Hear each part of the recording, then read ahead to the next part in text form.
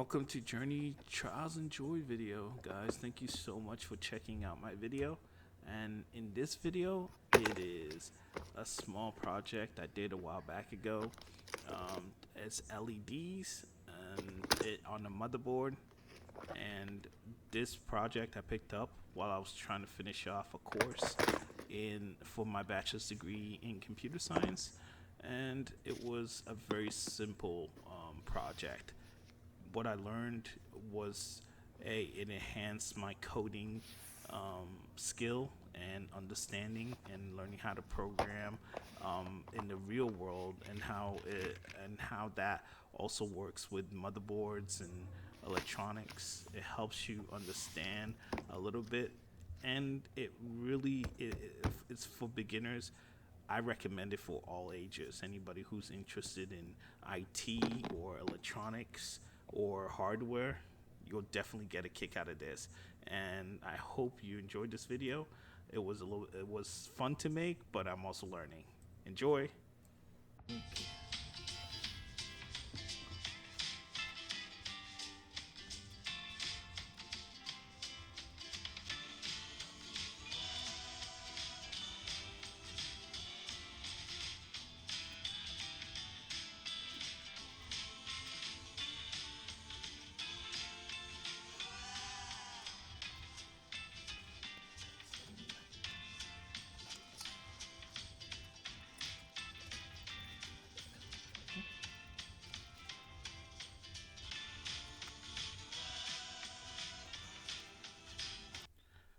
So now we have our 6 components laid out for assemble.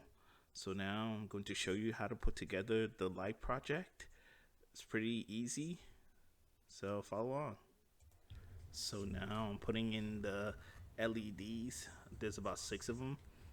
Just a side note, I did put in them facing the wrong way, and later on in the video you're going to see me take them out and switch them to work. So just be mindful whenever you're doing any type of electronic work.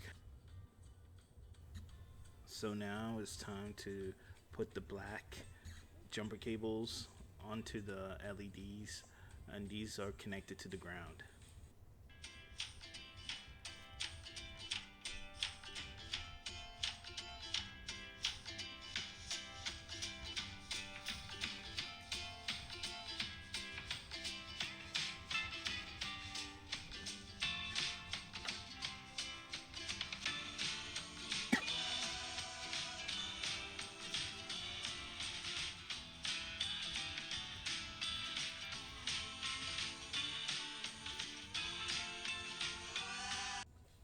So now the transistors go in, and you want to make sure that the orange side is facing the LEDs and that the other side is facing the breadboard towards the motherboard.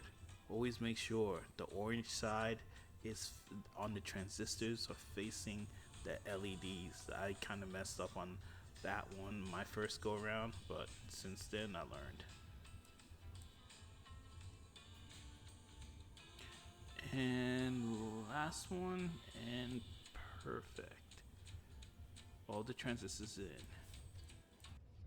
So now I'm gonna put in the blue jumper cables, and these ones are connected on the same row as the transistors, and these are gonna be connected to the digital part of the motherboard, which are connected from the number 2 all the way to the number 7 slot. Make sure the wiring is also very straight. It looks like I'm twisting it, but in all reality it's actually straightened from the number 2 all the way to the number 7. So just make sure when you're doing this, you're keeping the wire straight.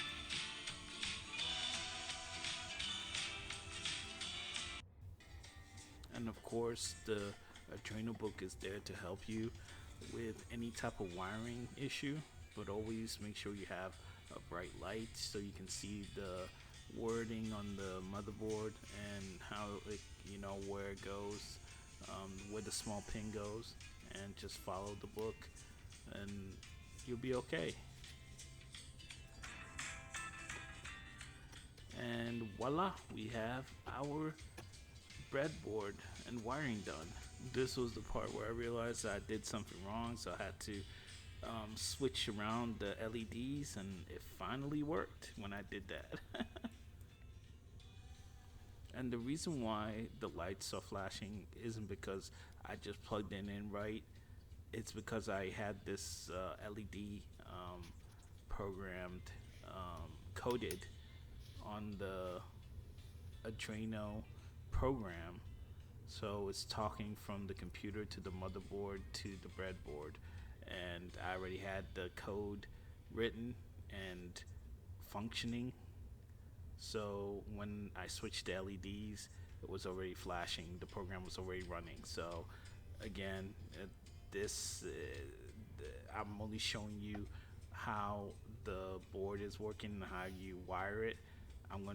When it comes to the coding and everything else like that, that is a little bit different. I will get into the coding a little bit later, but again, the guidebook should help you with that. Sometimes I realized that the book had the coding wrong, but if you're good with C++, Java, or Python, you can easily pick this up.